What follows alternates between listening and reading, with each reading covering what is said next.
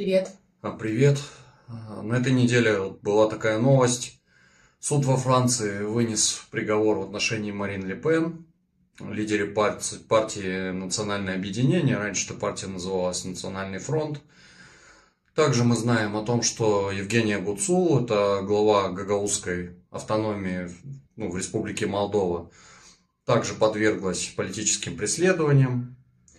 Да, и сейчас, получается, Ле Пен лишили права занимать предвыборные должности, а в принципе она считалась основной соперницей Эммануэля Макрона на выборах, судя по результатам опросов. И это не единственный пример, и не только пример Гуцул. Есть также пример Кэлина Джорджеску в Румынии, который был фаворитом президентской гонки. Несмотря на это решение суда, он был снят с нее. И сейчас вынесено решение, по которому он, в принципе, не имеет права также участвовать в президентских выборах. Что это такое? Это звенья одной цепи или это просто серия случайных совпадений? Об этом нам рассказал наш эксперт. Это политический консультант и в прошлом сотрудник Европарламента Сакари Линден. Добрый день. И вопрос у меня, первый вопрос у меня такой. Недавно суд вынес решение в отношении политика Марин Ле Пен, и ей теперь запрещено участвовать в выборах. Ле Пен называли серьезным конкурентом президента Франции Эммануэля Макрона. Вот как вы относитесь к этому судебному решению?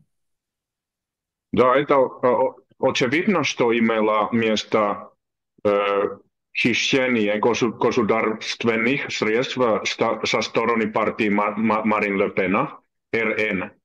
Партия использовала вспомогательные фонды Европейского парламента для собственной деятельности партии. Однако использование парламентских фондов для партийной деятельности уже давно является довольно распространенной практикой среди партий Франции. Например, у партии нынешнего премьер-министра Франсуа Бейру был похожий случай, но к ним отнеслись совершенно по-другому. И сейчас, согласно решению суда, Марин Ле Пен, у нее есть дисквалифицированность на 5 лет. Это имело в виду, что она не может участвовать на выборах во время 5 лет. И это действительно спорно. Ле Пен не может участвовать на президентских выборах во Франции в апреле 2027 году. И это происходит, когда Ле Пен, согласно опросам общественного мнения, является самым популярным кандидатом в президенты. И также это происходит, когда партия Ле Пена, РН, очень популярный тоже была очень популярной тоже в парламентских выборах. И по моему мнению, это решение суда просто не демократический акт. И я должен сказать, что сейчас Евросоюз диктатура. Я хотел сказать, что это очень важно, что судьи взяли на себя роль суверена, потому что они сейчас решают, кто может быть выбран президентом Франции. Но по моему мнению, избиратели должны быть суверенным, и избиратели должны решать, кто может править Францией. То есть получается, что, как вы отметили, и есть другие политические силы, которые оказывались в схожих, ну, были уличены в схожих нарушениях, но к ним санкций суда не было применено, то, что вы отметили. Но, тем не менее, к Le Pen эти санкции суда были применены, в отличие от других. То есть здесь какое-то неравенство произошло, как я понимаю, да, именно с ее кандидатурой. Как вы оцениваете ее политику в целом? Что я имею в виду?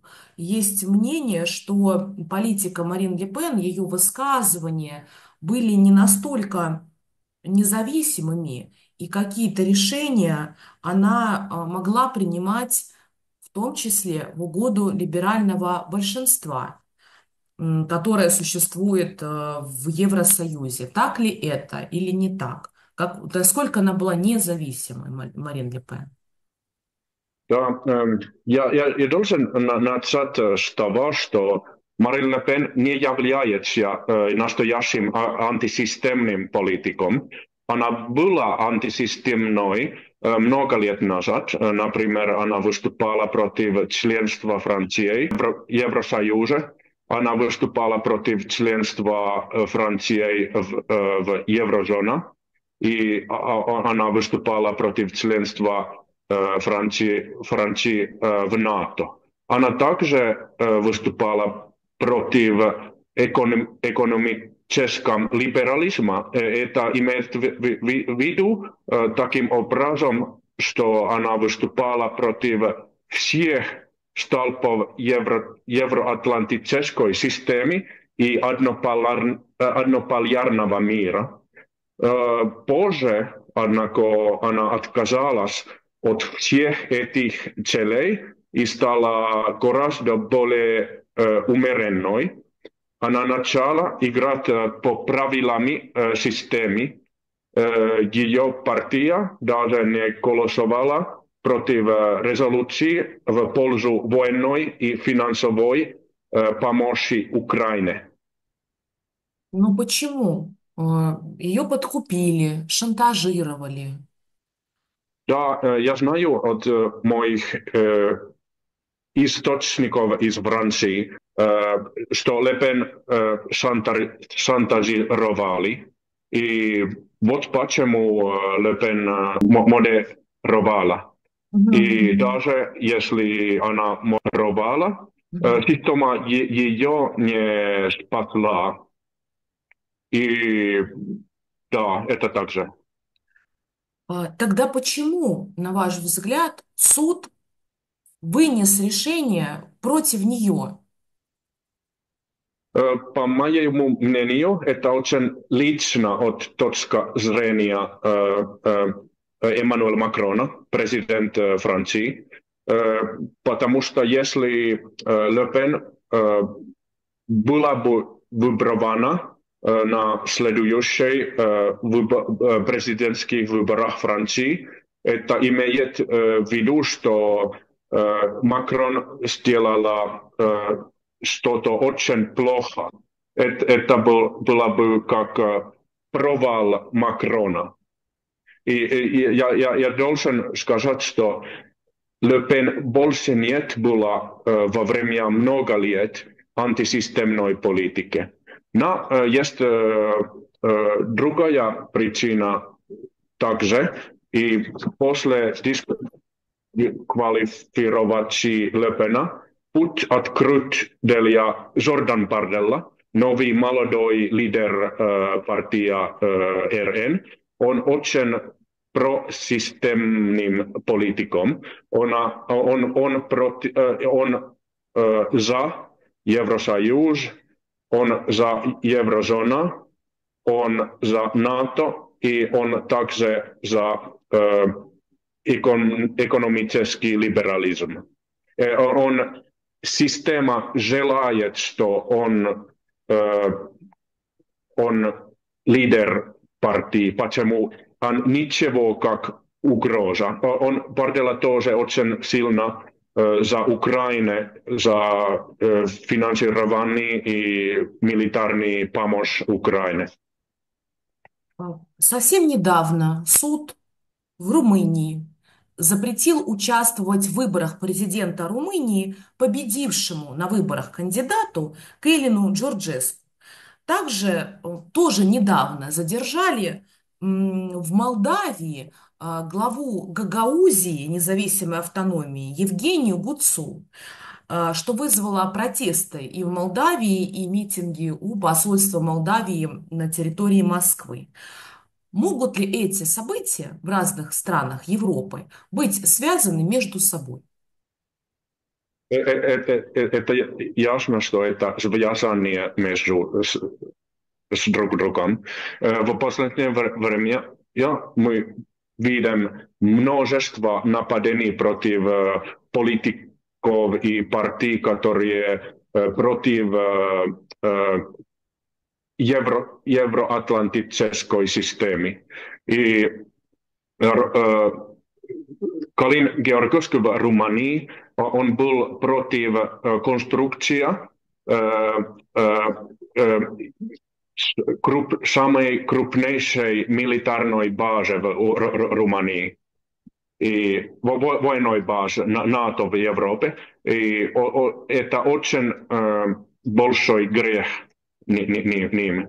И он, Georgescu, также выступал за дружеские отношения с Россией, и он критиковал Европейский Союз. И это имеет в виду, что Georgescu нападал на центральные столпы евроатлантической системы. И если политик сделает это, будет отказано в политической власти в Евросоюзе. Это имеет в виду, что Евросоюз сейчас настоящий диктатура. Тогда такой вопрос. Раз вы говорите, что эти вещи между собой связаны, это действительно, ну, такое мнение, оно, наверное, сейчас у многих экспертов. Кто персонально может вот это делать? Ведь мы видим, разные суды принимают решения. В отношении Ле Пен это Европейский суд, в отношении Джорджеску это Румынский суд. Может быть, персонально есть вот какой-то человек, который вот за всем этим стоит как будто, да, вот за такими решениями. Кто может это делать? Кто может отдавать такие приказы суду? Это может быть Урсула фон дер Лейен, Макрон, Стармер или кто-то другой. Кто может повлиять на суды в Европе, чтобы они выносили такое решение? Я думаю, что есть глубокое государство, очень экономические деятельности, у которых очень много власти. Как они поддерживают неолиберальная система, они поддерживают евроатлантические структуры, чтобы охранять униполярный мир. И они, Ursula von der Leyen, Macron и также раньше Байден в США и Стармер в Британии. Британии, они только марионеты либеральные глобалистические элитов. Есть Евросоюз, да, это все-таки коллективный орган, где любое решение принимается большинством. Да, есть Европарламент, где тоже есть определенные там депутаты от разных стран, которые коллективно принимают то или иное решение. Например, оказывать помощь Украине или нет, вводить ответные торговые пошлины против США или не вводить, ну или какие-то другие решения. Вот есть решение о травле независимых политиков в разных европейских странах. Кто и как, на ваш взгляд, может фактически вот принимать это решение? Если это делает глубинное государство, то как оно это делает? Их же не выносят на обсуждение в Евросоюзе, эти решения. Тогда как это вот происходит? Кто это может контролировать и почему? Проблема в Европейском парламенте, что нет оппозиции. И даже как национальные популистические партии, как партия Le Pen, итальянский партий Lega и так далее, они хотят играть на по систему, они подерзевают systeemi, они хотят сотрудничать с глобалистическими партиями. И если есть группа партия, это имеет в виду, что ты должен играть систему. И в уровне членов штатов есть только Венгрия и Словакия, которые не хотят следовать внешней и безопасности Брюсселя. И я только хочу сказать, что лучше, если штатов начинают выйти из системы. Это значит выходе своей страны от Евросоюза. Невозможно реформировать Евросоюза изнутри. Хотя Ле Пен много лет сказала, что есть много возможностей реформировать, но это просто невозможно. Спасибо большое.